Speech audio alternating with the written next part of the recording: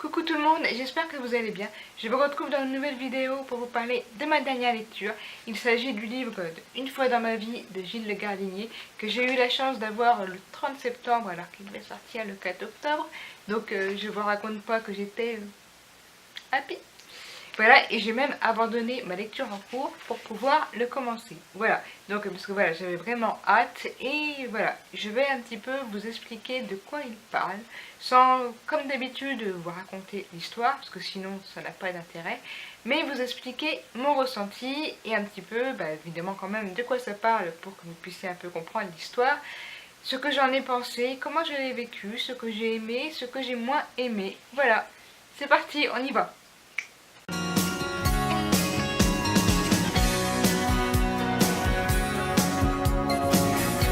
Donc dans ce roman, Une fois dans ma vie, la trame principale tourne autour de trois personnages féminins, donc qui sont Eugénie, Céline et Juliette, qui sont trois amies qui ont des âges très différents, mais qui sont très très unies et qui se complètent.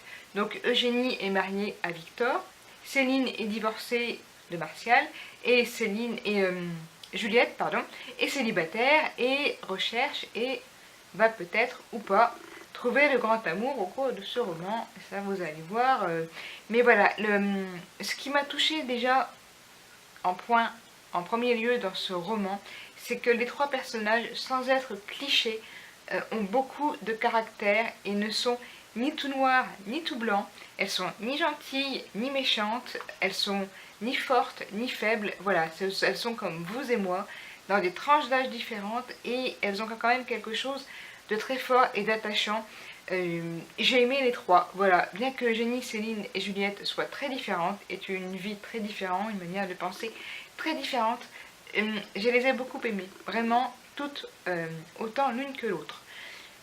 Au cours de ce roman, une fois dans ma vie, les trois principales auteurs du roman, les trois principaux personnages, sont unis dans un lieu qui les réunit toutes. Je ne sais pas si je peux vous dire où c'est, mais je vais essayer de vous en parler, peut-être que vous allez deviner. Elles sont unies par une passion qui les réunit, qui fait qu'elles se retrouvent dans ce lieu, un lieu où on joue beaucoup d'émotions, un jeu où se joue même toutes les émotions, justement où on peut les jouer, on peut les composer, on peut les écrire, on peut les rejouer, on peut les mettre en scène. Les spectateurs peuvent y assister. Voilà, donc vous l'aurez compris, je vous ai rien dit, mais bref. Et elles se retrouvent souvent au cœur de ce lieu pour partager leur passion, mais pas que. C'est une véritable histoire entre toutes les trois recherchent à comprendre l'amour, même si Eugénie est mariée avec Victor. Elle en est à un âge où elle se pose des questions, et Victor faisant partie aussi de ce lieu, elle est amenée à le voir tous les jours. Donc est-ce que, voilà, comment on vit avec quelqu'un avec lequel on vit tous les jours et on est amené à travailler avec, au bout de combien faut-il aimer cette personne pour la supporter à 100%. Céline est divorcée de son mari, donc Martial, qui ne lui facilite pas la vie du tout. On verra au cours du livre qui lui fait des petites entourloupes à droite à gauche. Et Juliette, qui est la plus jeune, cherche désespérément l'amour et est en quête vraiment de trouver la personne qui va la rendre heureuse. Et toutes les trois, par cette amitié qui les unit, vont arriver à aider les unes et les autres sans vraiment qu'elles s'en rendent compte, de manière totalement naturelle. Et il se passe aussi d'autres choses au cœur de ce roman, parce que plusieurs personnages gravitent, et c'est un formidable panel d'êtres humains profonds, sincères, que l'on rencontre au cours de ce roman. Bon, je vais vous le dire, voilà, ça se passe dans un théâtre. Voilà, c'est pas tellement un très gros spoiler, puisque vous le découvrirez dès les premières pages, c'est dit dans le lieu. Mais ça se passe dans un théâtre, et donc dans un théâtre, il n'y a pas que les acteurs. Donc, d'ailleurs, les trois personnages ne sont pas actrices. On peut être... oui, j'agite ma petite feuille, c'est la feuille de mes notes, parce que c'est plus facile. Mais voilà, on n'est pas que acteurs dans un théâtre, donc il y a les costumières, il y a ceux qui gardent le théâtre, il y a toute une tonne de travail, tous ceux qui jouent le rôle de mise en scène, tous ceux qui s'occupent du décor, plein de choses, plein de personnages qui gravitent autour de ces trois personnages principaux et qui ont chacun leur caractère, leurs problèmes, qui se confient, ou que les problèmes que l'on découvre, et chacun à sa manière essaye d'aider l'autre. Et au cœur de ces théâtres, c'est vraiment le cœur des émotions qui se joue. On y retrouve des personnages très, très sensibles, très unis. Et en même temps, il y a beaucoup, beaucoup d'humour. Je sais pas, voilà, moi j'étais en train de rire toute seule. Il y avait certaines scènes où je me bidonnais toute seule en train de lire. Et au bout d'un moment, même, j'étais dans un lieu public et je me disais, oui, alors, je vais passer pour une folle furieuse parce que j'étais en train de me marrer tellement Gilles de Gardinier a mis en scène des scènes qui pouvaient être drôles, mais vraiment, voilà, je les lisais, je me les imaginais et je rigolais toute seule et ça fait du bien, ça fait un bien fou de rire dans un roman. Et moi je sais que ça m'arrive pas souvent parce que je suis plus habituée aux thrillers, aux enquêtes policières et c'est rare quand je m'abandonne à un roman léger comme ça, comme celui-ci. Alors quand je dis léger, c'est entre guillemets parce que quand je dis léger, c'est qu'il n'y a pas de réelle tension. Voilà, il ne se passe rien de dramatique dans ce roman, même si les personnages peuvent avoir de vrais problèmes humains. Il n'y a rien de... Voilà, il n'y a pas de meurtre, il n'y a pas, voilà, il n'y a pas d'enquête de policier, donc c'est pour moi du roman un peu plus léger, qui fait du bien. On s'attache énormément aux personnages, énormément, énormément. Moi je sais que, voilà, j'ai eu le syndrome du encore un chapitre qui m'a fait coucher à des heures pas possibles. Voilà, merci Gilles, parce que franchement, j'ai failli passer des nuits blanches, il fallait vraiment que je me force à terminer un chapitre parce que j'avais qu'une envie, c'est de savoir ce qui allait se passer par la suite. Ça s'enchaîne très très rapidement, c'est très fluide et pourtant c'est un livre qui fait presque 420 pages et qui n'est pas écrit gros du tout, hein. Je vais vous montrer un petit peu.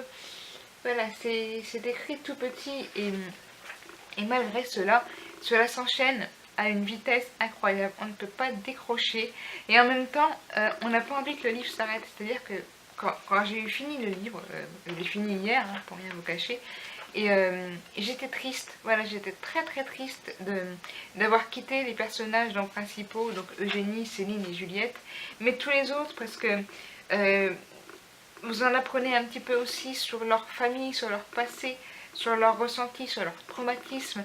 Ils vont être amenés à se confier, donc vous les découvrez petit à petit, très doucement, au fur et à mesure du roman, comme finalement on apprend à connaître des gens quand on vient de les rencontrer. On ne connaît pas tout sur eux du jour au lendemain. Et les liens se tissent entre le lecteur et les personnages du roman petit à petit, qui fait qu'on s'y attache. Et vraiment, j'ai détesté personne. Voilà. Même Martial, vous comprendrez pourquoi, je n'ai pas pu le détester, même si, voilà, même s'il n'a pas été très très gentil à certains moments. Je n'ai pas pu le détester et j'ai rigolé à un moment. Vraiment, il y a tout un passage qui m'a fait rire parce que, voilà, je ne vais pas vous dire pourquoi, mais voilà, parce que la situation est tournée d'une manière telle que même si ce qui arrive n'est pas marrant, finalement ce qui en découle arrive quand même à nous faire rire et finalement ça s'arrange, donc raison de plus. Il y a qu'à un moment quand même on est très très, voilà, on est en plein dedans et on se dit, pourvu qu'elle s'en sorte ou qu'il s'en sorte, ou pourvu que voilà, ça se passe bien et en même temps on arrive quand même à rigoler. Et je trouve que là l'auteur a tout réussi parce que on est dedans, on a son cœur, on a sa tête, on a ses tripes dans le livre et on ne veut pas s'en sortir, on a envie de savoir la suite et on ne veut pas quitter les personnages. Voilà. Donc pour moi ce roman m'a beaucoup plu. Voilà, je n'ai qu'un truc à dire. Si vous voulez une aventure avec des personnages attachants, qui ont quand même une histoire qui n'est pas facile, mais à côté une amitié très forte qui unit beaucoup de personnes et qui montre que les valeurs de l'amitié et de la solidarité aident à franchir beaucoup, beaucoup, beaucoup, beaucoup d'épreuves parfois difficiles.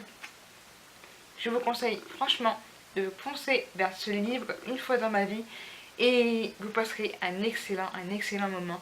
Et voilà, je sais que peut-être que je ne suis pas objective quand je parle de Gilles Le Gardinier, parce que voilà, en plus depuis que je l'ai rencontré et que je sais que c'est un être humain absolument fantastique, gentil et bienveillant, complètement humain, complètement spontané, qui ne joue pas, et voilà. Bref, mais je pense que si le livre ne m'avait pas plu, je vous l'aurais dit quand même, je vous aurais dit pourquoi. Mais là franchement aucune déception, alors que pourtant je vous dis ce n'est pas du tout mon style de lecture. Voilà, moi les romans les romans comme ça où il n'y a pas d'action, où il se passe très peu de choses, où il n'y a pas d'enquête policière et tout. Voilà, la seule exception que j'ai faite c'est pour Outlander, parce que voilà, donc vous voyez comme quoi je peux faire des exceptions dans certaines lectures, et là franchement, ça l'a fait. J'étais sortie du premier miracle avec le même enthousiasme, malgré certaines a priori que j'avais eues, parce que c'était un roman ésotérique et historique, et ça me faisait un peu peur, et j'avoue que je me suis plongée dedans, mais j'aurais jamais pensé, hein. Là, franchement, c'est la preuve que l'auteur peut vous surprendre et peut vous entraîner sur des pistes dont vous n'imaginez même pas avoir envie d'y aller. Voilà, j'avoue que le premier miracle, je n'étais pas tentée d'y aller. C'est le personnage du roman qui m'a qui m'a pris par la main et qui m'a entraîné, qui m'a dit viens, je t'emmène dans mon aventure. C'est un peu ce que fait Gilles Le Gardinier aussi, j'ai l'impression, dans chacun de ses romans. C'est qu'il nous prend par la main et qu'il nous emmène, il nous dit viens, allez, t'es pas très sûr de toi, mais laisse-moi ma chance, laisse-moi t'emmener. Et c'est un petit peu ce qui se passe. C'est ce qu'il y avait. Bon, dans Et soudain tout change, le premier roman que j'ai lu, ça l'avait fait tout de suite. J'avais pleuré toutes les larmes de mon corps à la fin, parce que voilà, la fin était assez triste. Et j'avais pleuré toutes les larmes de mon corps. Je lui en avais d'ailleurs fait part. Et il était très très ému que je lui en parle de la sorte, que j'avais encore les larmes aux yeux quand je lui en parlais. Voilà, parce que le personnage voilà, il se passe quelque chose de très très difficile à la fin, et en même temps quelque chose de très beau. Voilà, c'est le don qu'a aussi l'auteur pour vous consoler quand il se passe quelque chose de triste. Voilà, Gilles Le Gardinier a ce côté très très humain où il vous raconte quelque chose qui peut être dur, et en même temps il vous console et il vous explique aussi que c'est la vie, il vous explique pourquoi, et vous pouvez traverser toutes les émotions avec lui. Il vous tient la main, il est derrière vous, et vous traversez l'histoire, et vous la vivez à fond. Et c'est ce que je ressens à chaque fois que je ressens un de ces romans. Et la petite particularité que vous devez connaître dans les livres de Gilles Le Gardinier, c'est qu'il a toujours un petit mot pour ce lecteur à la fin, qui s'appelle « Et pour finir », et qui n'est pas petit, parce qu'à chaque fois, il y a au moins 7 ou 8 pages, hein, où il vous parle à vous. Donc là, c'est à nous qu'il s'adresse. Il nous explique la manière dont il a abordé ce roman, comment lui est venue l'idée, comment lui s'est attaché aux personnages, comment il les a créés, les émotions qui lui ont évoquées, et voilà. Et on a l'impression d'avoir son avis à lui, d'ailleurs on a son avis à lui, son ressenti, et c'est la petite conclusion, comme si on le retrouvait à la fin du roman, pour en discuter. Voilà, donc c'est la petite patte de Gilles Le Gardinier que j'aime beaucoup. Et voilà, et je suis contente d'avoir interrompu ma lecture, que je vais reprendre là maintenant, hein, mais pour ce livre. Voilà, je n'ai rien de plus à ajouter.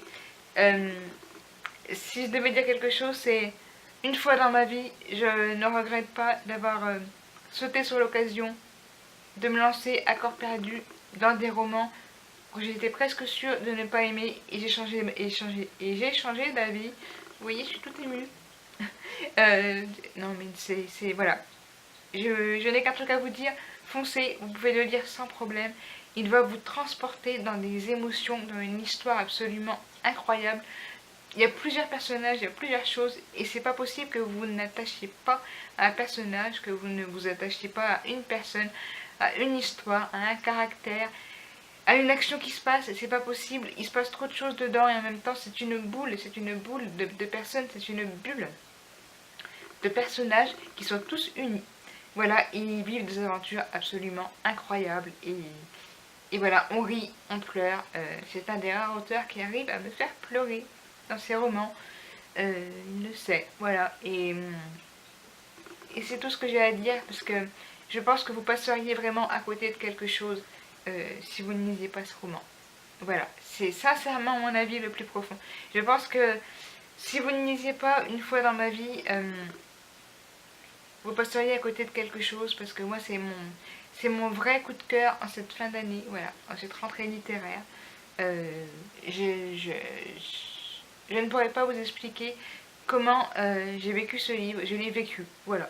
Je l'ai vécu, comme ça peut vous arriver de vivre un roman quand vous le lisez. C'est souvent un roman qui vous prend aux tripes, mais moi il m'a pris aux tripes de manière avec beaucoup d'empathie pour les personnages, beaucoup d'émotions. J'étais avec eux au milieu de ce théâtre, au milieu de ce qu'ils vivaient, et je ne pouvais pas les quitter. J'avais pas envie que le livre se termine, j'avais envie de savoir s'ils allaient s'en sortir j'ai parlé un peu vite, donc je vais recommencer. Vous voyez, je travaille et je ne fais pas de cut, comme ça vous voyez mes erreurs. J'avais envie de savoir comment ils allaient s'en sortir et en même temps, j'avais pas envie de finir. Voilà, je sais que je le dis beaucoup, mais c'est vrai. Et quand ça arrive dans un roman, c'est très très bon signe. Voilà, sur le coup, maintenant, je vais m'arrêter là. Hein. Voilà, je vous dis juste, lisez-le, lisez-le, lisez-le, lisez-le, vous n'allez pas regretter. Vous allez vivre une aventure incroyable, pleine d'émotions, vous allez rire, vous allez pleurer, vous allez vivre plein de choses. Voilà, je vais m'arrêter là, ça y est, j'arrête, ça fait 14 minutes 52. J'en ai trop parlé, j'ai trop dit, mais voilà. J'espère que je vous aurai donné vraiment envie de lire ce livre. J'espère que Gilles Le Gardinier appréciera la manière dont j'ai parlé de son livre. Parce que je l'ai vraiment fait avec le cœur et de manière la plus spontanée possible. Et voilà, j'ai adoré ce roman. Et je pense même que je le relirai quand j'aurai envie d'un petit peu de vivre des émotions très fortes, très puissantes, de rire, de pleurer et de retrouver Eugénie, Juliette, Camille, tous les autres.